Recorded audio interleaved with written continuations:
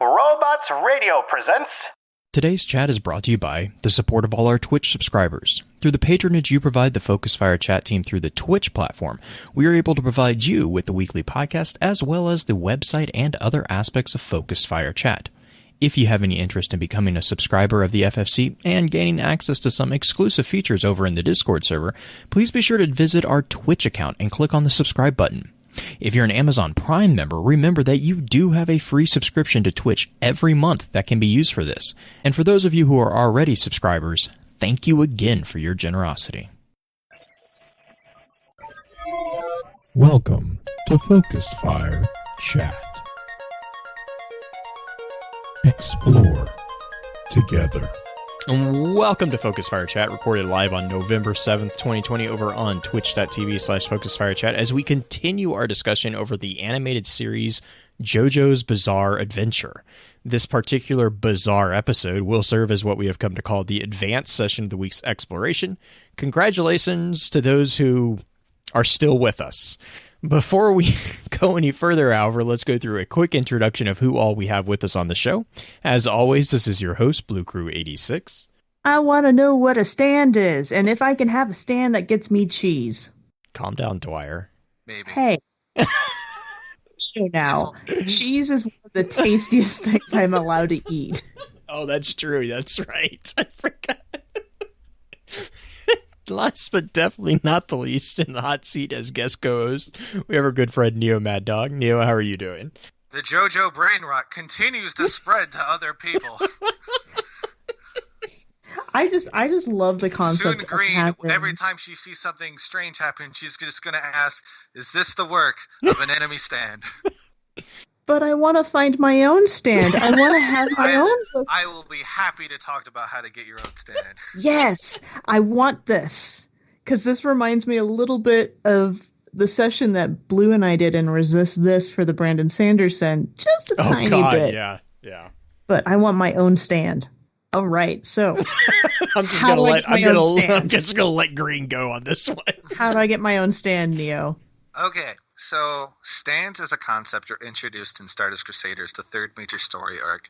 Stands were initially had some very simple premises, like Star Platinum. It punches things really hard and really fast. The Death 13 kills people in dreams because it's Freddy Krueger. Yellow Temperance is a shapeshifter. Emperor is a gun. It's literally the stand is a gun. But as it got more, as the series continued, they got more complex. They're so complex now that in part 8 there is a stand called Fun Fun Fun. What it does is that it can control your limbs perfectly. Does it have your daddy take your T-bird away? I wish. It's actually way more terrifying. It will control your limbs perfectly only if the stand is directly above the target and the limb is already injured. So the stand user, Ojiro Sasame, has to set traps in a room in order to make the protagonist hurt himself, so the stand would control him. Yeah, that's Green's reaction is I wish we could capture that as an audio clip. I'm sure some people could make it into a GIF. I'm sure it could become a GIF on the internet at this point. Like, I've seen it for Critical Role. We could have FFC GIFs. It's a thing. Some other complex stands are tubular bells, which is a balloon that is actually hard as steel and is usually and this user will often blow the balloon / stand into the shape of like a balloon dog, and it relentlessly tracks the target and also explodes into shrapnel like nail. So like it's a killer balloon. Yeah, it's a killer balloon. It's a killer balloon. Wet chinchilla. I will not forget about Iggy. Iggy is a dog that was introduced in part 3 with the Stand the Fool. It was one of the last tarot card based ones, and it just manipulates sand. But the stand itself looks like a dog, like disguised as like a native, like a caricature Native American, but it's also like half car. Okay, say that one more time. My brain stopped. I gotta find a picture. The Native Fool American and half JoJo. car? It's okay. So I'm looking at a picture. Imagine a dog, but it's robotic. And it's got like feathers, like a stereotypical Native American headdress. It's like feathers on the back. Also, its hind legs are wheels. Okay. Look, sure. just Google image search these 3 words: the Fool JoJo. The Fool JoJo. And just image search. Why? Why? I told you, it's a dog car with a Native American headdress. And it's got a gold mask. No, it's sometimes gold, it's sometimes silver, depending on the artist. It depends on which source you're looking at. The anime has it gray. The colored manga is gold. But it manipulates sand. It's also made of sand. The stand is sand. But it's got wiring and... I told you it's robotic. But it's sand. A lot of stands... So some stands are made to look like organic creatures. I think Star Platinum is a good option. It looks very human-like. Horus, the stand is very bird-like. Other stands are made to look like robots. Soft and Wet the stand Soft and Wet is very robotic looking. Mm-hmm. And then stands can also just be anything. Like literally, let your imagination go wild. A stand can probably look like whatever. So like some take the form of physical objects. So there's a stand in part 3 called Tot, named after the Egyptian god. What it is, it's a comic book that can predict the future. Okay. That's one of the episodes is that its user is trying to defeat the Joestar group by seeing how to do it with the stand. But the thing is that it's what happens in the manga has to happen, but it's never the way you might think it's going to happen. Sure. Kind of Final Destination-esque. There's always interpretations to how it might differ from reality. It's very interesting. So here's my next question. You have enemy stands and then you have personal stands. Do you sort of, right? Like, do you kind of pick and choose, or are you just attracting them? Are they attracted to you? Or some weird aspect of your personality? So stands are what described as reflections of one's own soul. It's your own soul manifested as a supernatural ability. That is really up for some of these stands. Some of the stand users are really up. Oh my goodness. There's certain that I don't think I should mention on a podcast. Okay. But depending on how depraved of a human being you might be, the stand can reflect that. I think the biggest example of that is the enemy stand user from Part 5, Ghiaccio. No, not Ghiaccio, sorry. Chocolata. Oh my god. Yes, it's chocolate. That's Italian. Chocolate. Most enemy stand I love that. Most enemy stand users from Part 5 are named after Italian food. Prosciutto, pesci, risotto nero. I like it. Chocolata, carne, so on and so forth. Anyway, so Chocolata has a stand called Green Day. And Green Day's ability is it emits a fungus that will disintegrate your body if you move to a lower elevation. Okay. This man is such a monster of a human being that in his backstory, it's revealed that he was a medical student who specifically became a surgeon in order to very purposefully kill patients and watch them die before him. He would actually restrict the amount of anesthesia given to his patients so they'd wake up during surgery and see Chocolata holding their organs. Giorno at one point says that this is the stand of this is someone who doesn't have any strength. This is someone who's enjoying it. Yeah. His assistant is not the right word, but it's the most family-friendly word to use. Okay. Will often carries a camcorder with him to record the victims of Green Day and watch their expression and record the expressions of fear as the people disintegrate. Oh my goodness. Yeah. This is the whole, and he is the victim of what we call the 7-page muda, where Giorno spends 7 pages of the manga beating the out of him. Jeez. Okay. When was that written? So That just would out of be in curiosity. the mid-90s. That would have come out in the mid-90s.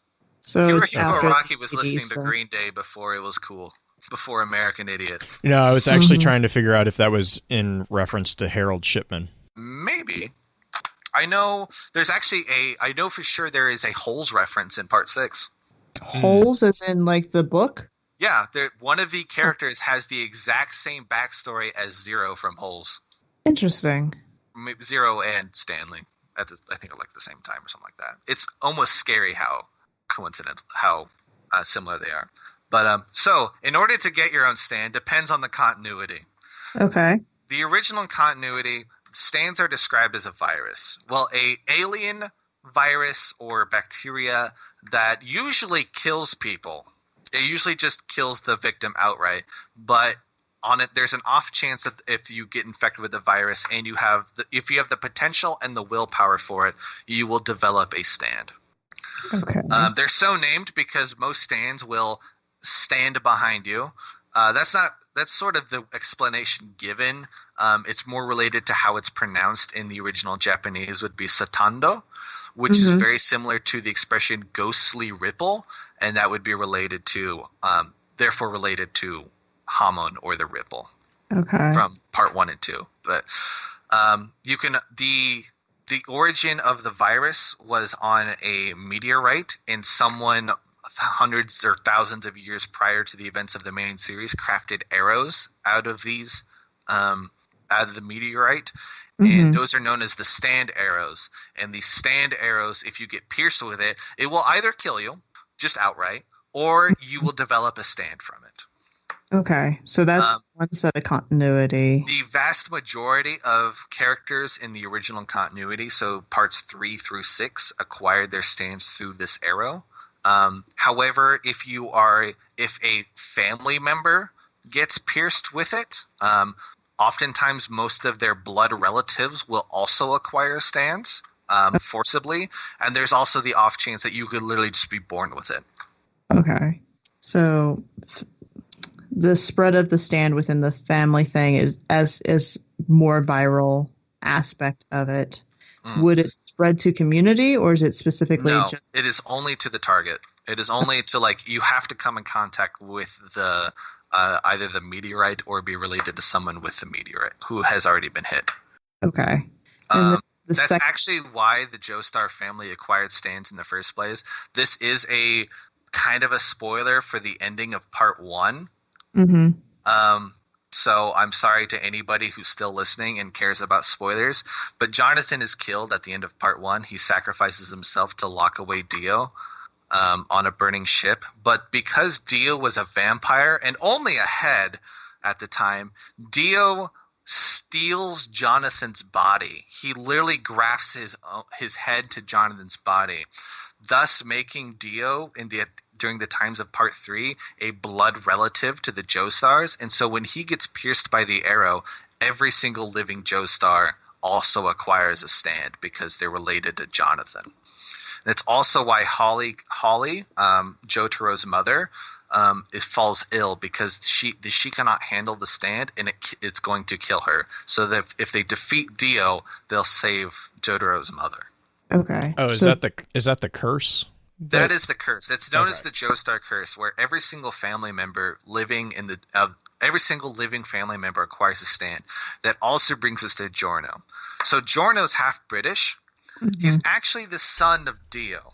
Okay. So can I pause you real quick and clarify something? So if every living member gets a stand in the JoJo Star family, does every single one of them have to struggle through the same pain of either you're going to live or you're going to die because of the aspect of it? Yes. Though it's sort of like if your willpower, if you don't have enough willpower or enough fighting spirit, it will just slowly kill you.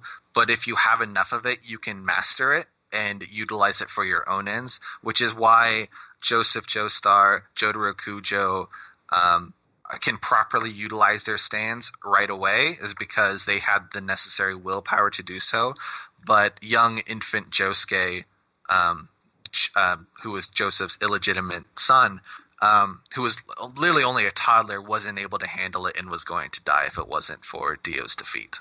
Okay. And so Dio has a son as well, besides the... So Dio never purposefully sired a child. It was Dio did not know about Giorno or any of the other sons of Dio that were in part 6. Giorno is the only one with the JoJo title, and therefore he is the most goodest of the 4. Okay. Giorno has the gold experience, and it's noted very early on in part 5 that Giorno's hair turned blonde. Dio was a blonde, while the rest of the Joestars had darker hair. When Giorno was a teenager, his hair suddenly turned blonde with no like he didn't bleach it or anything. It just suddenly became blonde. And so Jotaro at the start of part 5 sent Koichi, from a character from part 4, to go investigate Giorno to see if Giorno was anything like his father. And after a stand battle against Black Sabbath, Koichi determines that Giorno is indeed the same type of Joestar as the rest of the family. Okay. He has the same good heart and sense of righteousness, while the other sons of Dio were less so. Okay. Now, can you please, is it just a fetish of the writer to have band names for everything? So, Hirohiko Araki, the author of JoJo's, is what we like to call a Westaboo instead of a Weeaboo. In fact, he's gone on record to say he actually listens to very little Japanese music. He almost primarily listens to English and American and surprisingly a lot of Latin music. He's a big fan of Santana. JoJo's is sort of like a lot of us in the community like to say that JoJo's is Araki's playlist, and he's recommending it to hundreds of people. Like, listen to this music. And so nearly every single character and every single stand after, like, starting at the right at the end of part 3 is named after a band or song or artist or album or whatever. The first one, I should add, this is funny. You'll find this really funny. The first stand is Cream. Its user is Vanilla Ice. Yes. So put that together, you get Vanilla Ice Cream. I like it. I actually didn't get that till my second watch. That is funny. That joke flew right over me. But every single... It's hard to, like... I can't name it. If you put me on the spot, I cannot name every single stand. There's just way too many. Sure. But there are some... Every single one of them past Cream is named after pop culture. That's really impressive. And I'm sure... It's still going. The most recent stand from part 8 is called Wonder of You, and that is an Elvis song. Yeah. He goes into modern music. It's not exclusive to just like 60s prog rock or anything like that. There is a stand in part 8 called Born This Way. Yeah. There's a stand in part 8 called Doggy Style. It's a Snoop Dogg album. Mm-hmm. There's a stand in part 5 called Notorious B.I.G. Or Notorious Big. Yeah. But he mainly focuses on earlier stuff. Yeah. There's very few Japanese pop culture references. The first one is the character design of... There's an enemy stand user in part 4 called Akira Itoishi. He is made to look like a famous Japanese guitarist. The first stand named after a Japanese song is Chocolate Disco in part 7. Chocolate Disco. What did Chocolate Disco do? Chocolate Disco is the game Battleship. Oh, so you got forced into playing this this game. So how it works is that there's this guy called Disco. It's literally just disco spelled out, and you have to basically like pronounce the letters individually. So Disco. He announces that his name is Disco.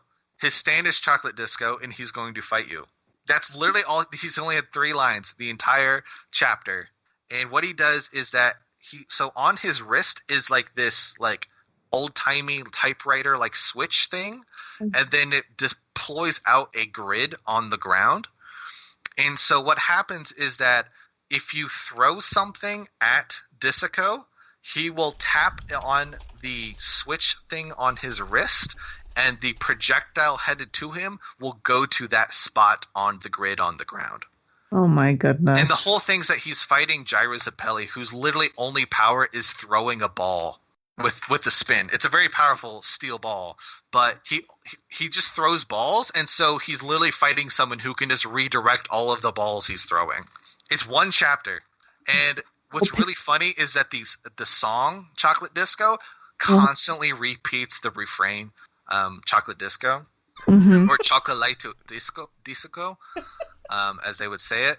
And that's sort of like a meta joke of saying like, this guy only has 3 lines, but the song that his stand is named after constantly repeats the same line over and over and over and over again. A lot of songs that do that. Yeah, but Chocolate Disco is irritating to me.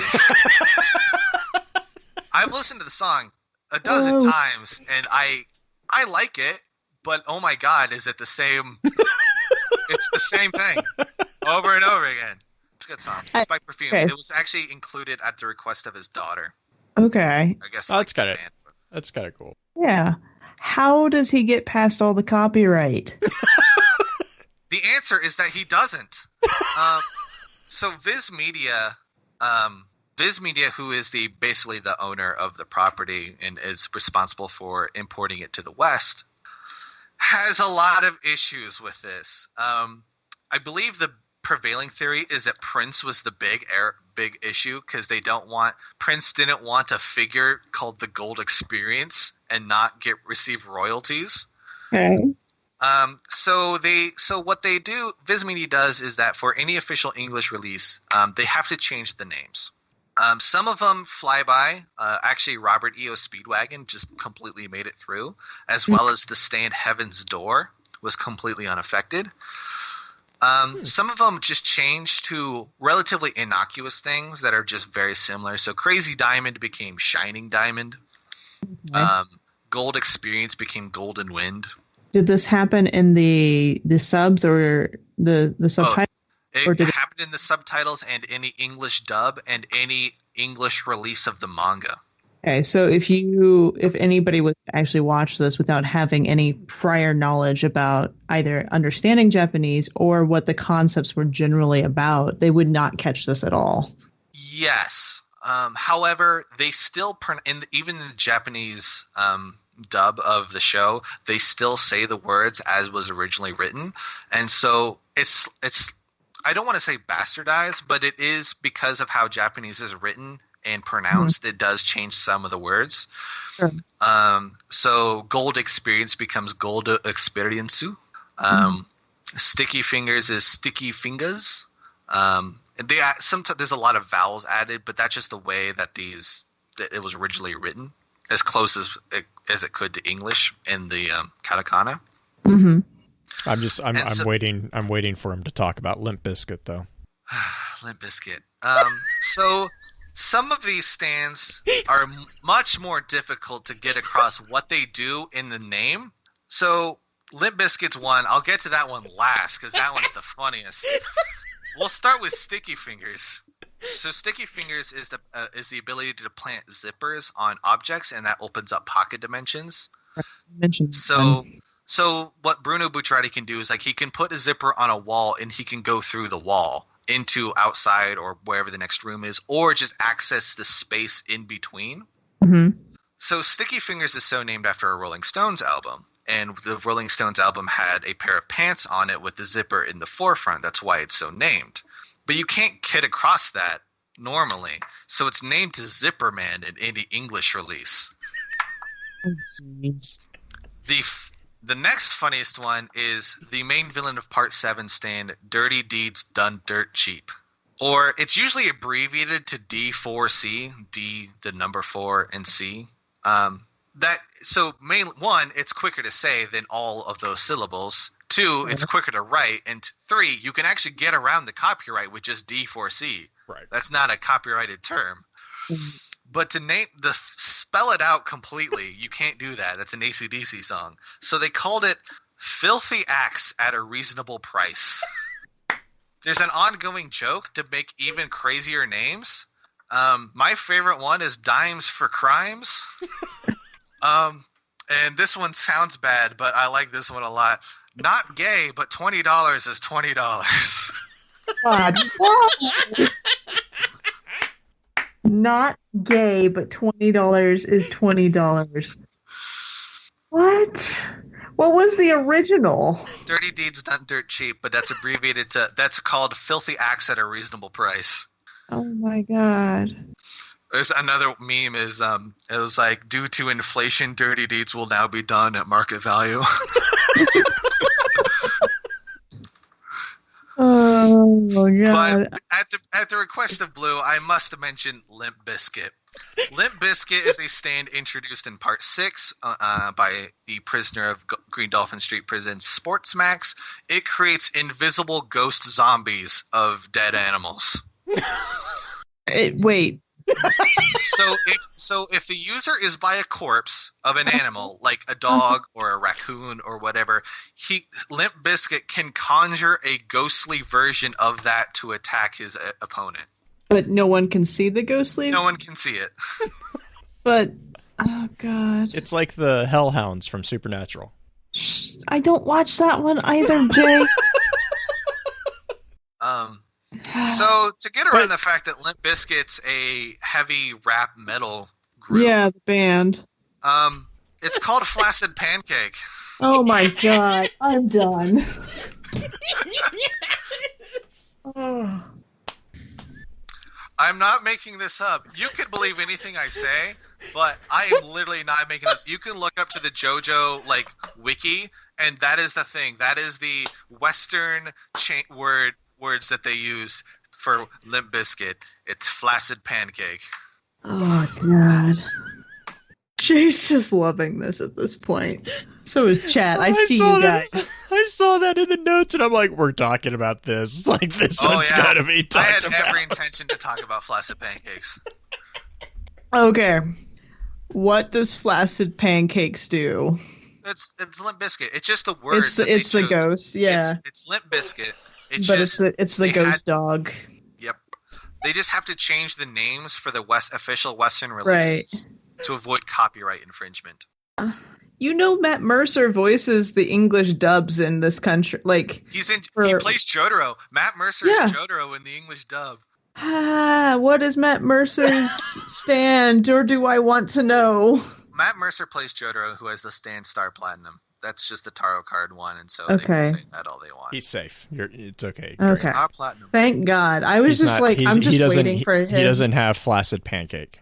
If you like Kevin Goff, though, he has to say Emperor Crimson instead of King Crimson. I'm just waiting for somebody to have Open Taco or Taco Bar. I want to talk about the weirdest naming one. So I don't think I put this in the show notes, but so there's one. The first enemy stand, other than Hierophant Green, but is the first enemy stand introduced in Part 3 was Tower of Grey. Tower is represents calamity. So what it is that Tower of Grey was utilized by someone who purposely commits accidents. Plane crashes is the one that was given. He creates plane crashes. Okay. So Tower of Grey is a small fly. That's all it is. It's a small fly, probably around 3. Well, not small. It's actually pretty big for a fly, but it's a very small stand. It's probably around, I would say, 3 inches wide. Okay. And it just kills people and creates disaster. It is literally just a giant fly. Yep. The Tower of Grey stand is a fly. A super powerful fly. That is terrifying? Now, there is a stand introduced in Part 4 that is called Actually, I don't want to reveal the name yet. What it is a giant electrical pylon. Like one of those big things you see out in the country. It's a big electrical pylon. And it basically prevents, it can only it has to keep one person in at all times. And if you try to escape it, it turns you into the tower. Like it converts you to metal and you become one with the tower. So one person has to stay inside the tower at all times. And do you know what this tower stand is called? Superfly. Okay. Blue, help. So the Superfly is a tower, and the tower is Yeah. a Superfly. The thing is, I'm understanding what you're telling me. her brain just man at this point. I'm just trying to figure out if there's going to be anything out there that isn't going to be kind of an absurdity. Like it's obviously a thing that works, but I mean, talking about that, let's dive into the memes because right. JoJo and memes is. It's the same word at that point. JoJo memes. There you go. They're synonymous. Jay, he did to me what you and Ben do to me with Supernatural. Like he started talking to me in memes, and it's like, come on. So, JoJo, because of the strange, bizarre, crazy nature of the series, it just lends people to make memes about it because nothing makes sense. You have to cope with it with humor. Sure. Yeah. Like I'm choosing to laugh at it. I still think I need to be high to watch. I was 100% sober consuming the entire series. You probably'd have to be, because if you were high, I don't know how you would interpret all of this, because it's beyond what you'd like. I don't know. I think guys, words are hard now. Most people would recognize the to be continued meme. I think everybody grandma who spends time on the internet has seen one of those stops like to be continued, and that driving bass line happens. That is from JoJo. That was my complete surprise watching JoJo for the first time, is like, oh, this is where that came from. Yeah. The to be continued with the song, yes, is Roundabout by the English prog rock band. Yes. The thing about JoJo's is that it does a Western pop culture song for every season, for the ending credits for the show. And it's a different one depending on they choose one that is what Araki would have been listening to at the time of publication. So Roundabout was for the first 2 parts. Okay. Then it was Walk Like an Egyptian by the Bangles for Stardust Crusaders. And then the second half had Last Train Home by Paul Mente Group, which makes me sad every time I hear it now. Part 4 in its entirety used the song I Want You by Savage Garden, which is really good. Part 5, instead of Gangster's Paradise by Coolio, We Were So Close to Greatness, we instead got Freakin' You by Jodakai. It is a very pseudo-romantic R&B song explicitly about sex. Part 5 does not have sex in it. There's nothing romantic in Part 5. Also, it's my girlfriend's least favorite ending. Every time I play it, she says turn it off. It was also the only one she insisted we skip. Oh. I was like, no, we're not listening to this one. We're not listening to this one. The second half of Part 5 used Modern Crusaders by Enigma. My biggest hope for Part 6 is that at least the last one will be What a Wonderful World, as performed by Louis Armstrong, because that is the title of the last chapter of Part 6, What a Wonderful World. Megan has confirmed in chat that she skips it every time. I love that song. Some other memes include the "It was me, Dio." That one is currently banned from the JoJo meme subreddit due to overuse. Oh Jesus! You know it's a golden. You know it's golden when the The subreddit itself bans it. So on Halloween, my roommate and his fiance were getting pretty drunk, and I basically insisted that we watch the first couple episodes of JoJo.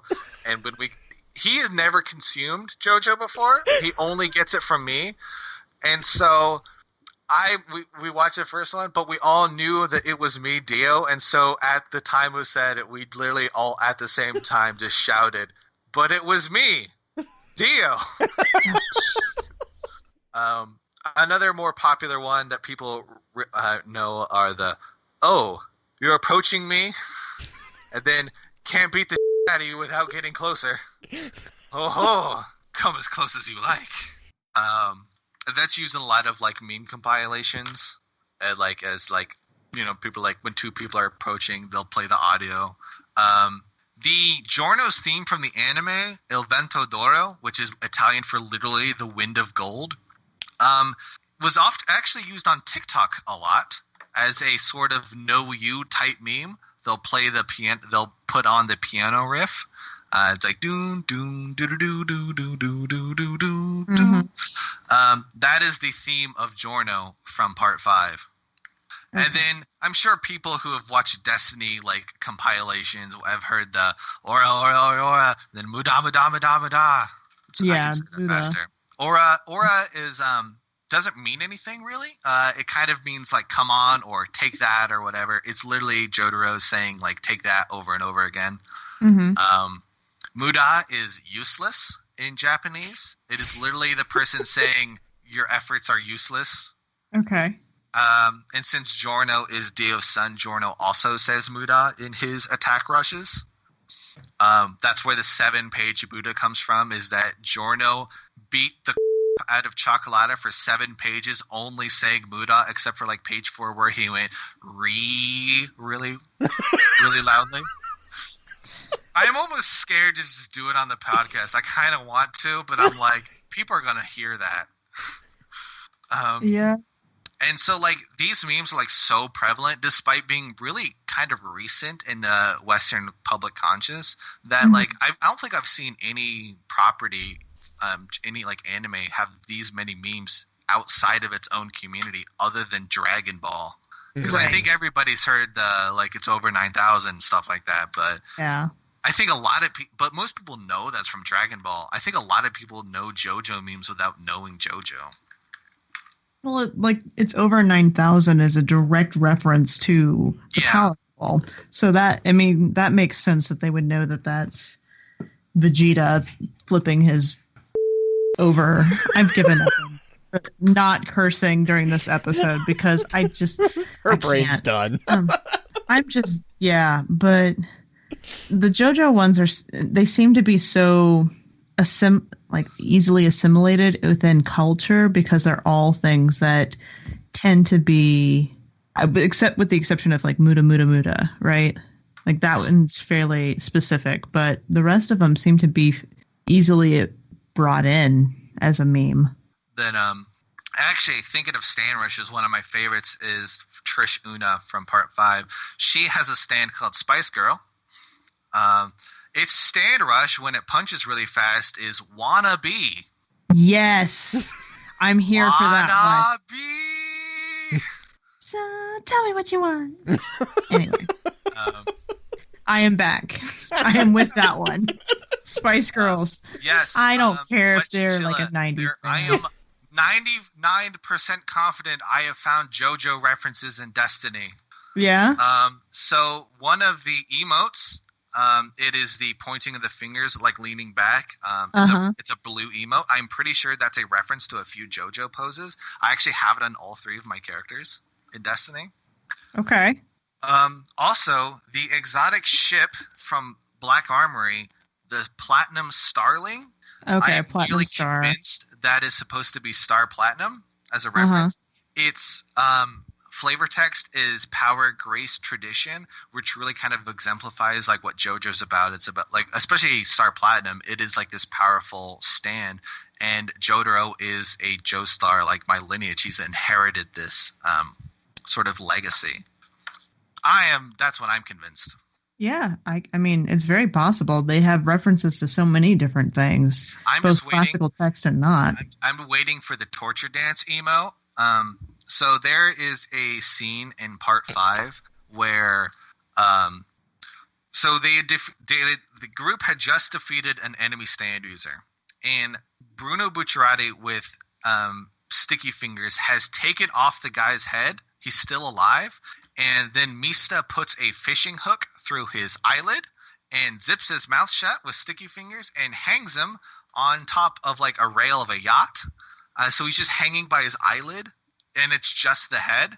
And then he puts on glasses so the suns get burned into the eyes.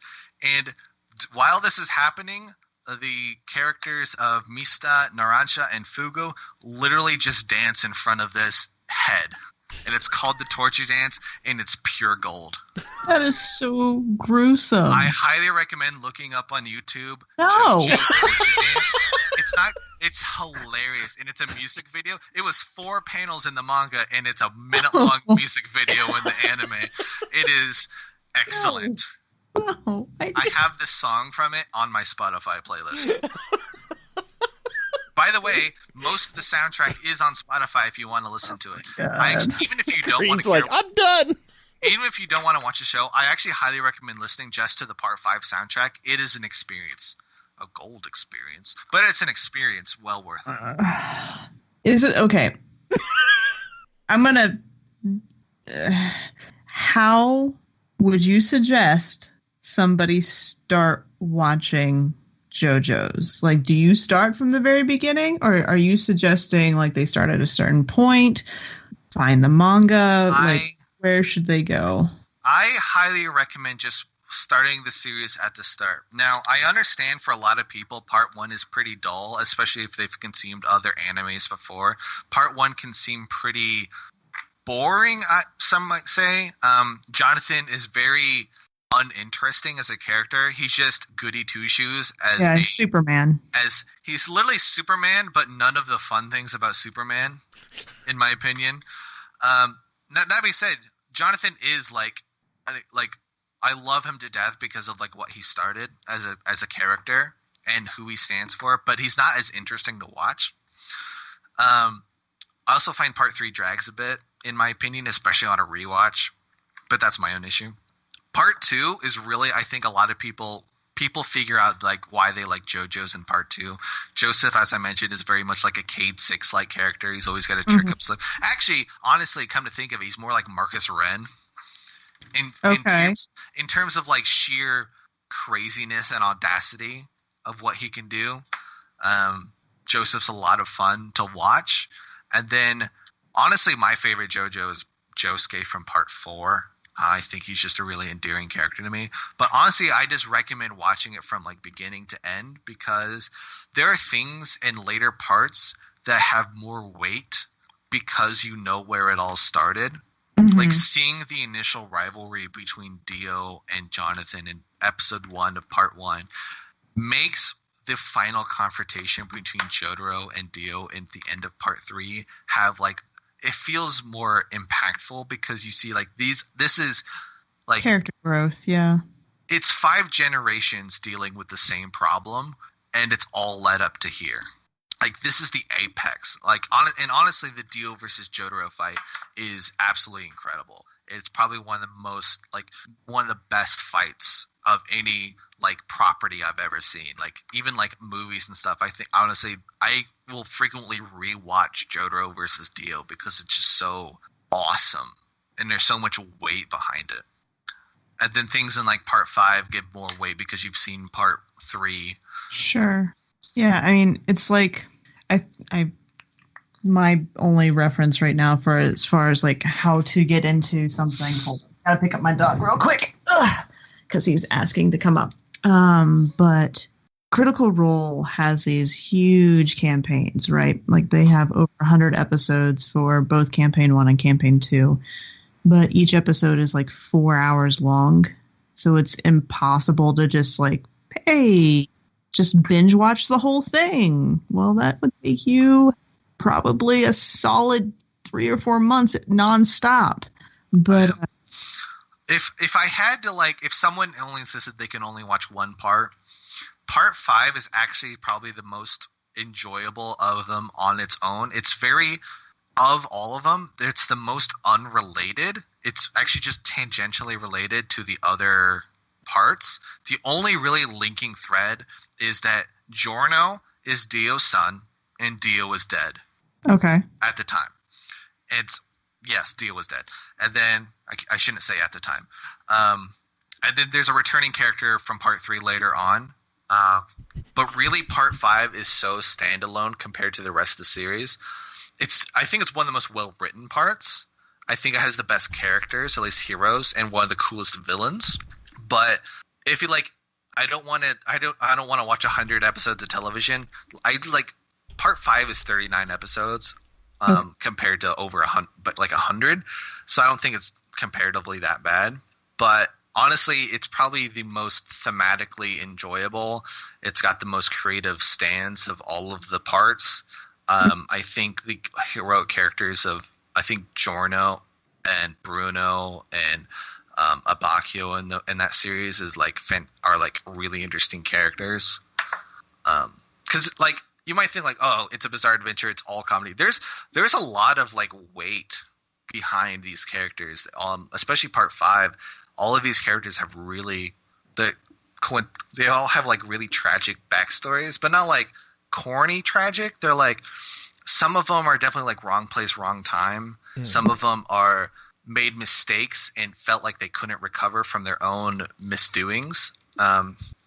So the character of Leone Abbacchio, he's the oldest of the group. He used to be a police officer, and then Naples started getting a lot of crime issues, and he caught someone doing something illegal. He was gonna arrest them, but then he took a bribe instead because his justification is this guy's just gonna get back on the streets in a week. There's nothing I can do. And then later, a week later, that guy who he took the bribe from killed his partner. Uh-oh.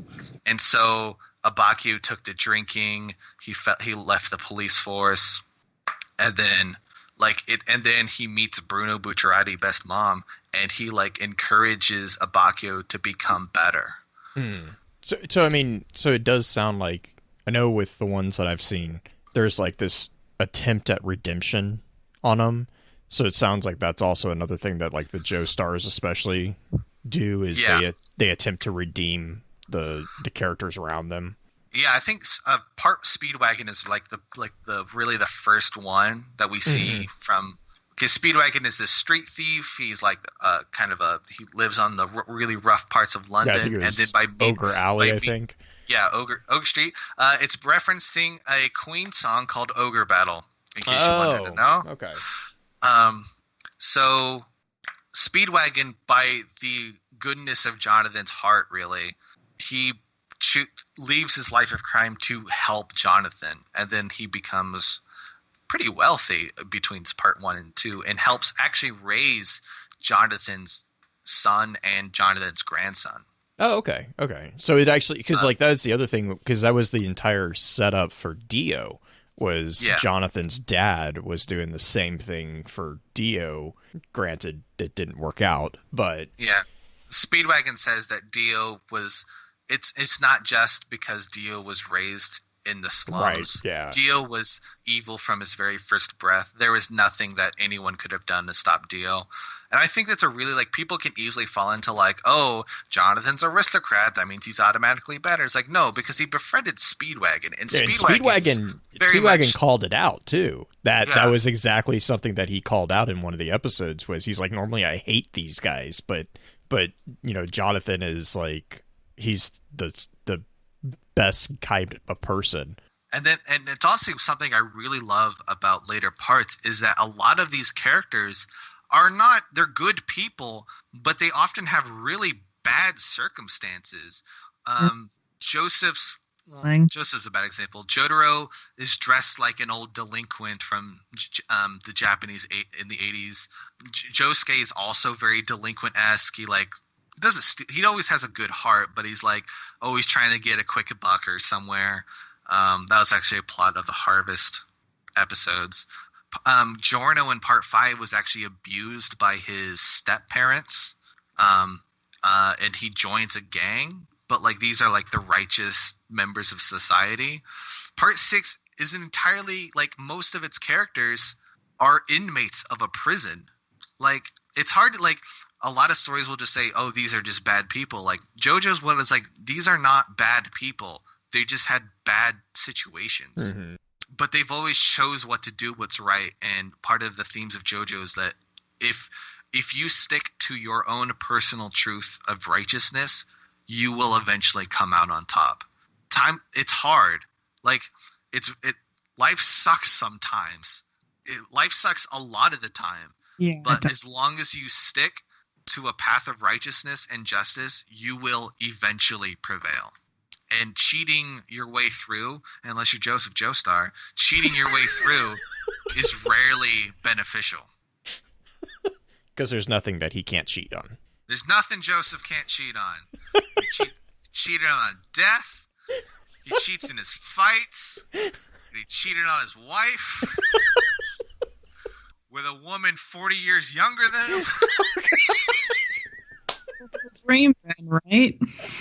Hey, Joseph's in it. Also, Joseph has some weird tendency to find himself in plane crashes. Over the course of the series, Joseph is involved in 4 plane crashes. Is it because of the thing that goes after the fly, the giant tower? fly? That was only one of them. Oh, okay. A plane crashed, and when he first awakened his ripple abilities, and after his plane got hijacked when he was 13. Uh-huh. And then he purposefully crashed a plane at the end of part 2 when fighting the main villain. Then in part 3, the enemy Sand User crashed a plane.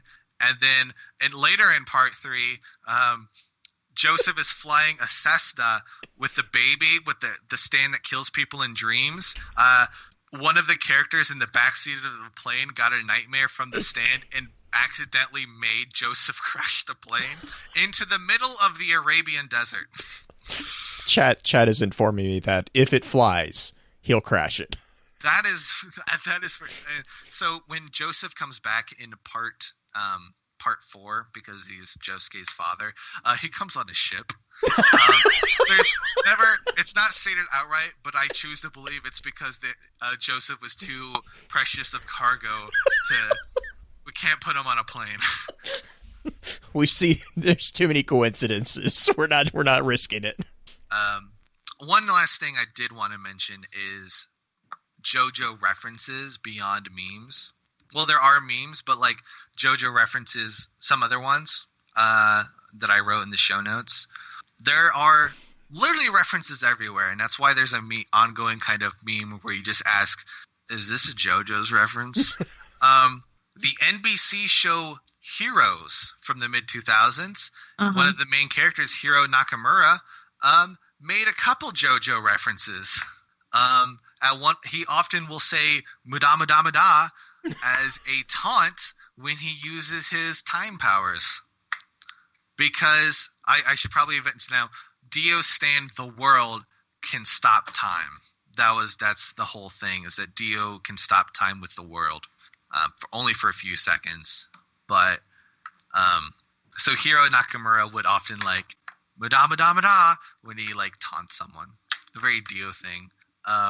There's an episode of Pokemon XY where Meowth is in a mech suit and he says "Mudanya, Mudanya, Mudanya," and does JoJo poses. Oh no. So in 2013, a species of tardigrade, like those water bears, those really microscopic creatures, was discovered in, I believe it was the Yellow Sea or something. It was off the coast of Japan, like in that region. And they named it, the species name was Love Deluxe. Love Deluxe is a stand in part 4 that controls people with hair.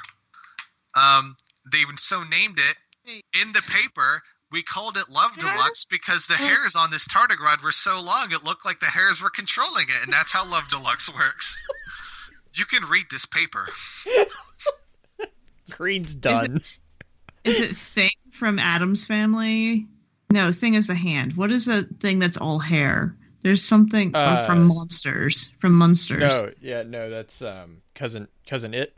Cousin It. Yeah. It's not quite like that. So Yukiko Yamagishi is like a teenage girl, and she has like this flowing black hair, but she can take some locks out and plant it elsewhere, and it can embed in other people, and it can control them limitedly. She can just manipulate the world around her just using her hair as like a third arm. Because who doesn't want a third arm? Green's like, I'm done. I just every time you try to apply logic, Green, just quit. There is a comic. There's an X-Men comic from 1998 where the Hulk was wearing armor that looked almost exactly like the World from JoJo. I should also mention, this is a funny thing. So Dio is named after Ronnie James Dio, who has his own metal career as Dio, and he has that really famous song called Holy Diver. Mm-hmm. The World as a stand has oxygen tanks on its back. It's a holy diver. Oh, Jesus. Also, Holy Diver is a great song. Yeah. But it is also, some people who are referenced in JoJo know about it. So French singer Michael Polnareff is the namesake of the character Jean-Pierre Polnareff, and he has become a JoJo fan and will often post memes about the character Polnareff on his Twitter. That's the best kind right there. The official Facebook page of King Crimson, the prog rock band, posted an explanation on how the stand King Crimson works, because no one knows how King Crimson works. Also, if you want another laugh, look up on YouTube, how does King Crimson work? Oh no. What else? Clint Eastwood is actually not really. So Jotaro Kujo is supposed to be referencing Clint Eastwood in his signature pose. So Jotaro does his pointing pose, and it's actually supposed to reference Dirty Harry, a Clint Eastwood movie where he points a gun. It's the are you feeling lucky, punk? That same pose. That's what Jotaro does with his finger instead of a gun. And I think I can't name the year, but relatively recently, Araki met Clint Eastwood and got Clint Eastwood to do the Jotaro pose that is referencing Clint Eastwood. Okay. We're going to reach the point where everything is a JoJo's reference. Even breathing is a JoJo's reference. But before we get to that point, let's give Green a respite. And let's... the panic deer. If you hate JoJo, I'm sorry to let you know, but hating JoJo is a JoJo's reference. It's a JoJo's reference. Dio hates JoJo. So, before the all-encompassing reference becomes the reference, what shoutouts do we have? Neo, what shoutouts do you have for this session? My only shoutout is Zawado! Muda. Oh, thank you, Wet Chinchilla. JoJo references are the final shape. This is acceptable. Oh, man. Well, I just want to give a shout out to you, Neo. Thank you so much for joining us and for taking the time out of your evening and for being flexible to reschedule at the last minute. We really appreciate it. I've been looking forward to this for the past month because the thing about JoJo Brainrot is that you have to talk about it. You have to talk about it. And I need an outlet to talk about it. Yeah. I tell my roommate, maybe after this podcast, I can shut up. I don't think it's happening. I'm too excited. Here's what I'm guessing this is going to be. This is going to be like the meteorite-tipped arrows this episode, and it's going to puncture people, and they're either going to die with their brain exploding JoJo rot that way, or they're going to get their own stand, and we're just going to start this whole thing over again. This is the beginning. I'm excited for future episodes of Focus Fire Chat where you make JoJo references. I'm waiting for it. Great. If you want to do me a favor, you can just sneak in a JoJo reference somewhere, and I'll be like,